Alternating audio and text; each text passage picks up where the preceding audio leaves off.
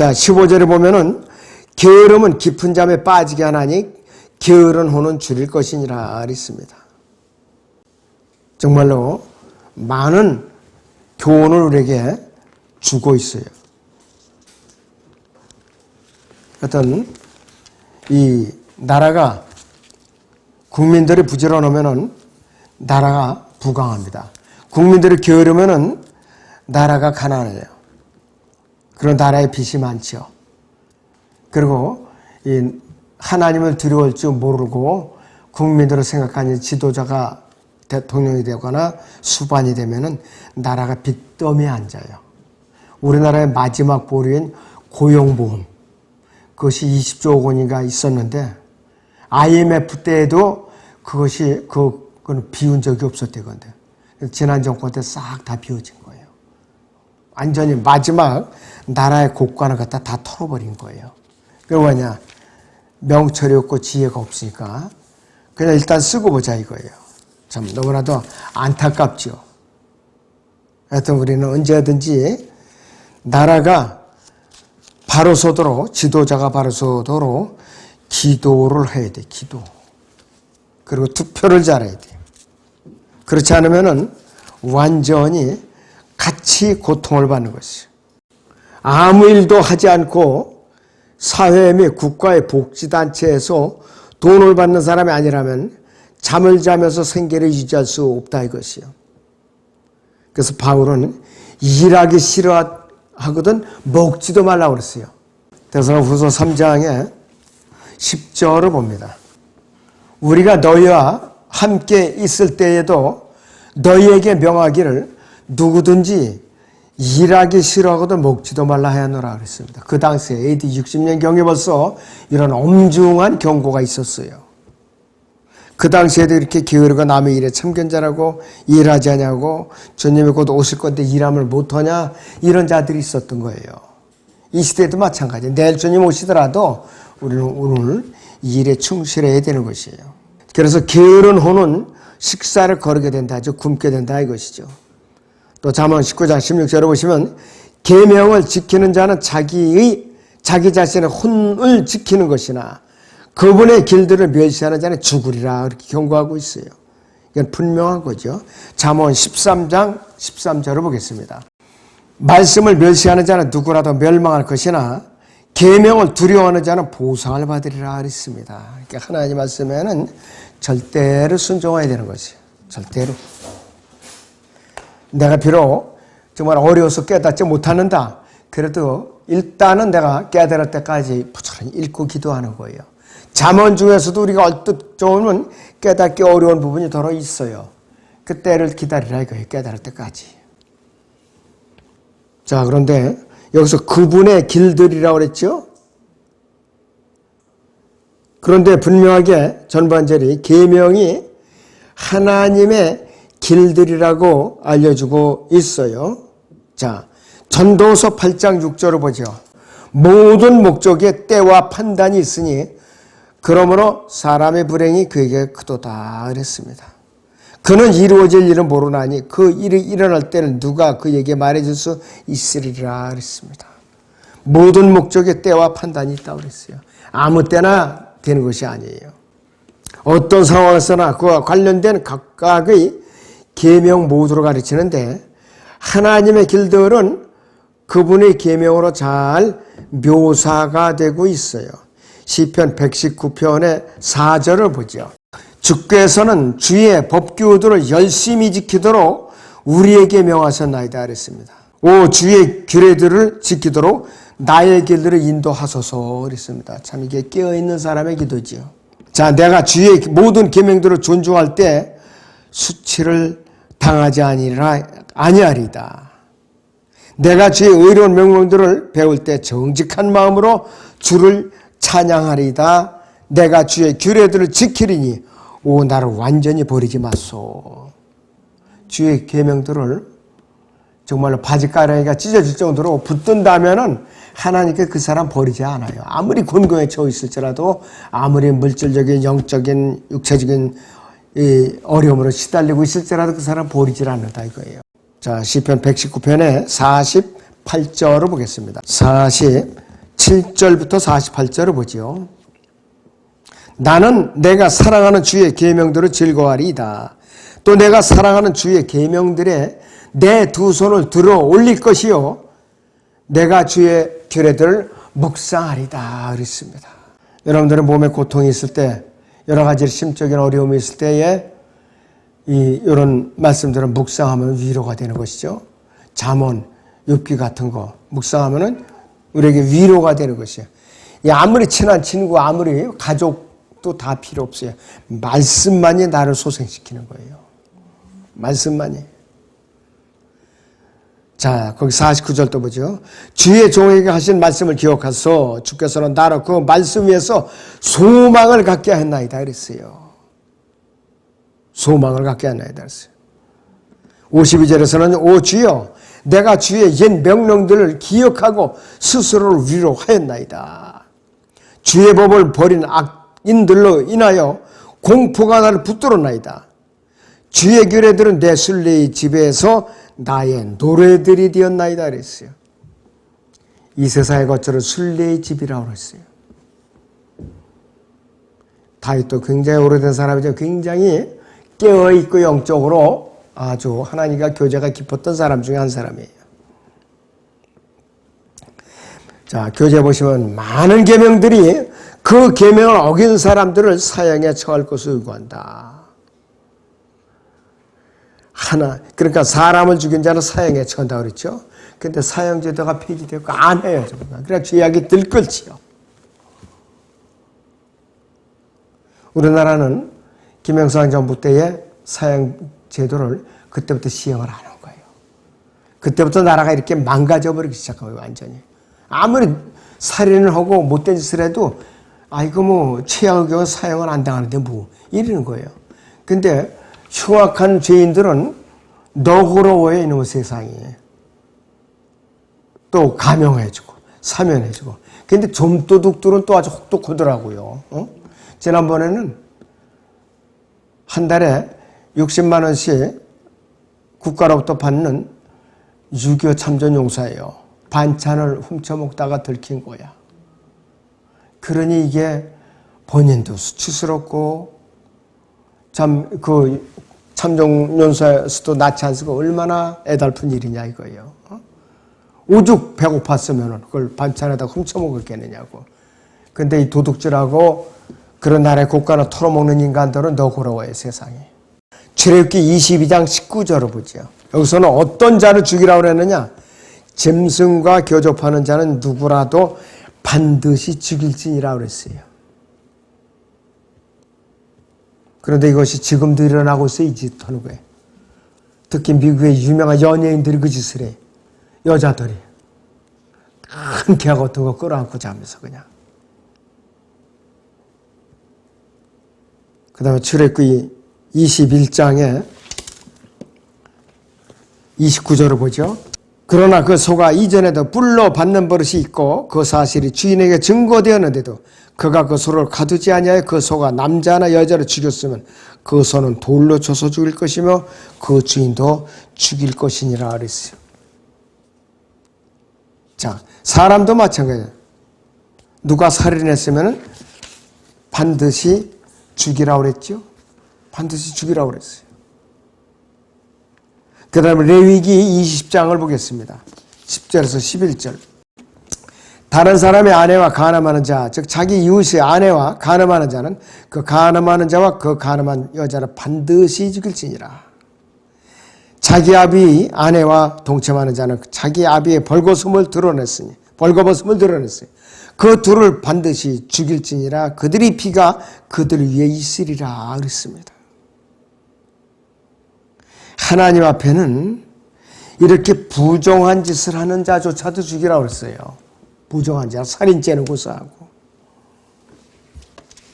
엄격한 이 명령이 지켜지지 않을 때에 세상은 혼란이 계속해서 가중되는 것이에요.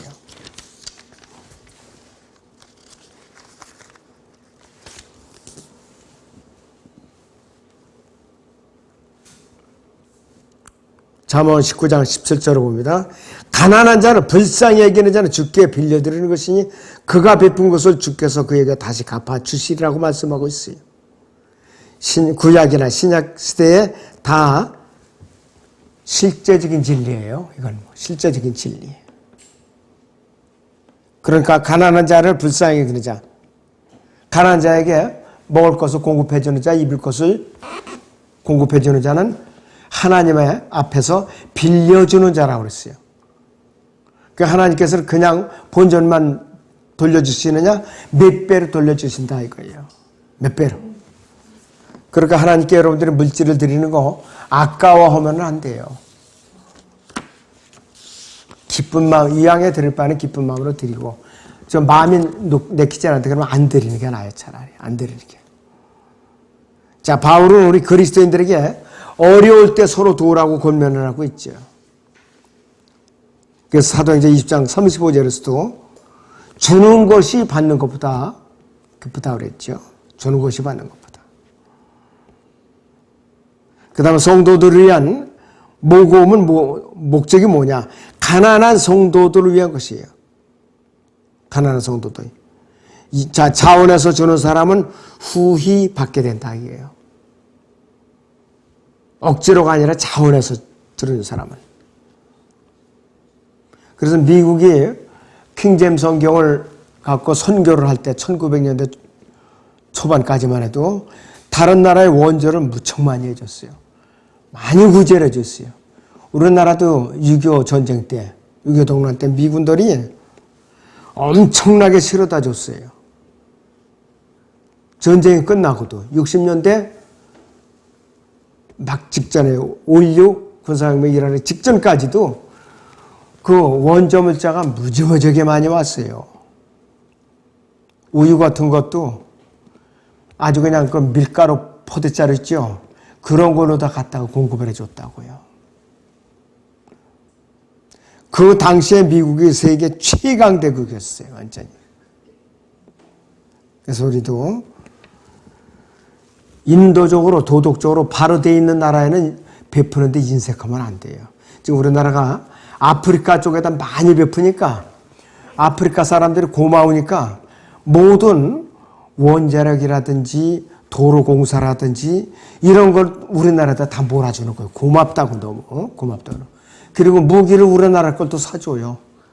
중공제 다 제껴버리고 그 사람들은 인부까지도 본국에서 데려다 다 쓰고 자재도 다 쓰고. 그러니까 아프리카 원주민들은 뭐 아무리 공사를 크게 해도 먹고 살 게 없는 거예요.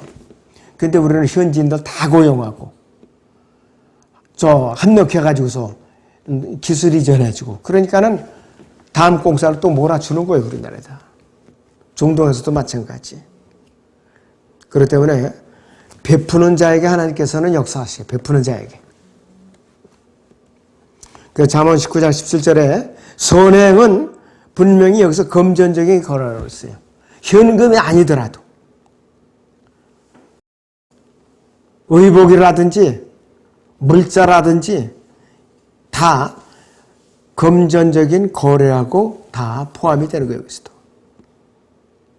그래서 전반절에 있는 대로 주께 빌려드리는 것이라고 그랬어요. 자, 우리는 주께 하나님께 빌려드렸으니까 또잖아요. 그러면 언제든지 우리가 또 필요할 때는 하나님께 요구할 수가 있어요. 제가 이제 필요합니다 하고. 자, 가난한 자를 불쌍히 여기는 사람이 보여준 친절과 자비에는 여기서 잠언 14장의 22절을 다시 보죠. 악을 꾀하는 자는 잘못 가는 것이 아니냐. 그러나 선을 계획하는 자들에게는 자비와 진리가 있으리라 그랬습니다. 그리고 23절에 보니까 모든 수고에는 유익이 있으나 입술이 마른 빈곤에 이를 뿐이니라 그랬습니다. 그래서 재물은 현명한 자들이 면류가 아니라 어리석은 자들이 어리석으면 미련함이니라 그랬습니다. 자, 무비보셋을 도운 다윗과 절름발이를 태어나면서 절름발이를 안전뱅이로 태어난 그것을 일으켜준 베드로나 처음부터 소경으로 태어난 바디메오를 눈을 뜨게 해주신 예수님, 큰 환란 때, 즉 대환란 때 유대인들이 돕게 될 이방인들은 모두 어떻게 가난한 자를 불쌍히 여겨야 하는지를 가르쳐주고 있다 이거예요, 우리에게. 그래서 많이 주는 사람은 부유한 사람이고, 사람의 죽으면 살아서 나눠준 것만을 가지고 갈 수 있을 뿐이다. 사람이 죽으면은 나눠준 것만이 가지고 갈 수가 있다. 그리스도의 심판석에 서면은 내가 어떻게 베풀다가 왔느냐? 주님께서는 그리스도의 심판석 앞에서 그거를 따져 물으시는 거예요.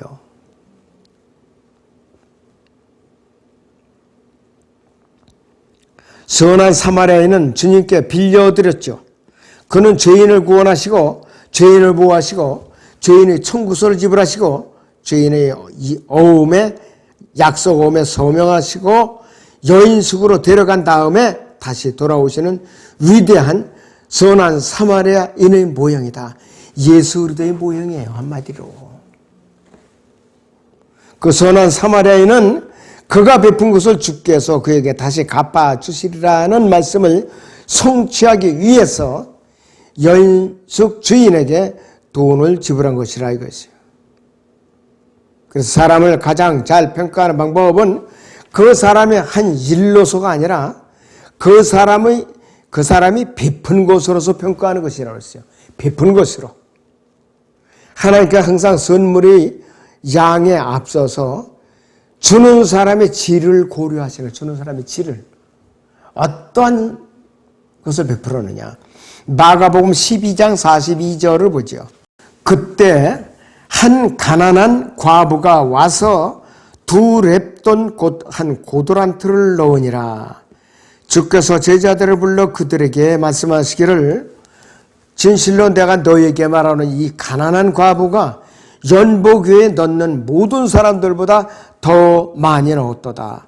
그들은 모두 자기들이 풍족한 데서 넣었지만 그 여인은 자신의 빈궁한 처지에서 가진 것 모두 심지어 생계비전물을 넣었느니라 그랬어요. 마땅히 드리는데도 불구하고 여유가 있는데도 불구하고 드리는데 아주 인색한 것은 하나님께 보상받을 것이 없어요. 보상받을 것이 없어요. 내가 쓸 거 다 쓰고 남은 거 드리겠다 하면 평생 드릴 수가 없어요. 자, 잠언 19장 18절을 보면 소망이 있을 때 네 아들을 징계하라. 그의 부르짖음으로 인한 네 혼은 용서하지 말지니라 그랬어요.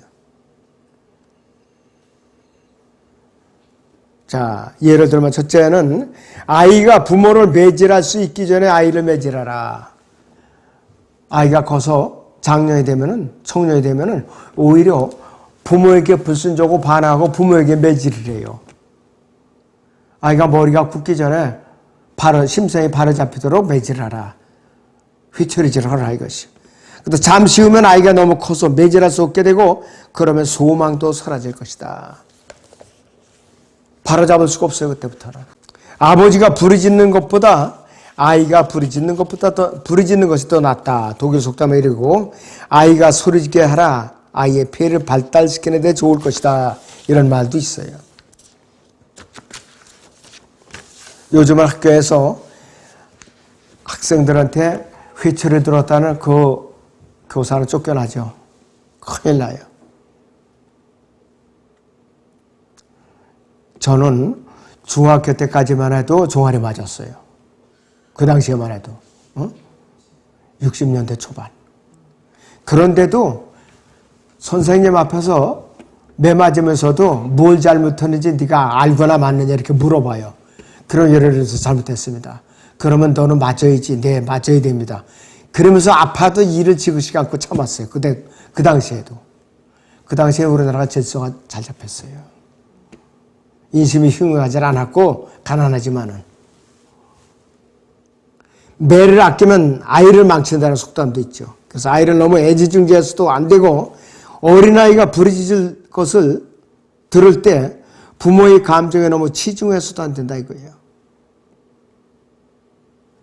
요즘은 경찰이 범인들 추격하다가 경찰이 부상을 입어도 경찰에 총을 쏴서 지나버리면 오히려 경찰을 징벌하는 세상이 돼버렸어요. 이게 보통 문제가 아니에요, 지금. 자신의 자녀들을 사랑하는 아버지나 어머니들 중에는 아이들이 울부짖는 소리를 즐기는 사람은 물론 없죠. 많은 어머니들이 아이들이 울부짖으며 심한 결벽증이 있어서 아이들을 때려서 멍이 들게 할 만한 배짱이 없다 이것이에요. 이 잠언은 건전하고 실제적이고 현명하고 정확하고 분명한 진리예요. 그 다음 단락에 나무는 가지가 기울어지는 대로 자라기 때문에 아이의 초기 교육이 그 아이의 운명을 결정한다 그랬어요. 어렸을 때 바로 잡아야 돼요. 어렸을 때. 공원에 여러분들 가보면은 특히 소나무 같은 거 꽃장 자라는 거 참 이쁘죠. 거기다 또 해송 같은 거 굉장히 가치가 있어요. 그런데 처음부터 못생겨갖고 또 이렇게 누워가지고 자라는 거 있죠. 그런 거는 또 이렇게 부목을 대줘야 몇 군데 이렇게 또 얼마나 그게 보기가 싫어요. 아이가 그렇게 자라면 안 된다 이거죠. 교정이 안 되는 게 바로. 대개 사내 아이는 16살 미만일 때, 여자아이는 14살 미만일 때 소망이 있어요. 그 이후에는 나무가 자라기 시작한다. 현대 교육과자는 성인들은 경험으로서 선과 악, 흑과 백을 구별한다는 것을 아는데 오늘날 교육은 모두 구별할 수 있을 만큼 충분히 자라지 않은 아이들에게 중점을 두는데 그 배우는 어떤 의도가 있느냐. 아이들은 가르침을 받기 전까지는 사물을 알지 못하고 그래서 잘못 구별하는 어른들은 가르침을 잘못 받았다는 철학이 깔려 있어요. 그래서 이러한 논리적으로 엄청나게 잘못된 오류는 결국 유사하지 않은 요소들은 무차별적으로 속도록 해서 5살에서 10살 정도의 아이들에게 성교의 테크닉을 가르친다. 이것이 미국 교육이에요. 우리나라도 마찬가지죠. 초등학교에서 성교육을 가르쳐요. 초등학교. 자, 미국의 보건후생성위원회 스터디 가이드라는 거, 교육 가이드라는 이름으로 출판되는 출판물은 아이가 성장해서 성적 매력이 무엇인지 알기 전에 그 아이를 붙잡아서 그 다음에 성행위라든지 음행, 간음 그러한 행동과 관련된 도덕적 기준이나 도덕적 가치와 연계시키지 않고 연습하도록 훈련시키기 위해 만들어진 것이 바로 보건후생성위원회에서 만들어 놓은 바로 스터디 가이드라는 것이에요. 이건 아주 못된 책들이죠, 이런 게. 자, 그래서 성교육에는 로마서 1장이나 고린도서 5장 어떤 음행이라든지 그 다음에 간음이라는 단어를 윤리적으로 간주하지 않아요. 성교육에서는. 그럴 때는 이 단어를 사용하지 않아요, 아예. 음행이나 간음이라는 단어를 아예 사용하지 않아요. 그래서 이들에게 이런 단어들은 금지된 단어, 가르치면 안 되는 단어들이에요. 그 잠언 19장 18절에서 담긴 진리는 소망이 있을 때의 아이를 훈육하라. 소망이 있을 때. 아이가 동물적인 성생활에 대해서 도덕적인 양심의 가책을 가진 사람으로 자라지 못하도록 아이를 성생활의 동물적 작용으로 아이를 훈련시키기 원하는 경우에는 여기서 제외된다 그래요. 자, 그래서 이 시대에는 성경을 도외시하고 인간적인 관점에서 철학적인 관점에서 아이들을 가르치니까 아이들이 망쳐놓는 것이에요. 오늘 여기까지만 합니다.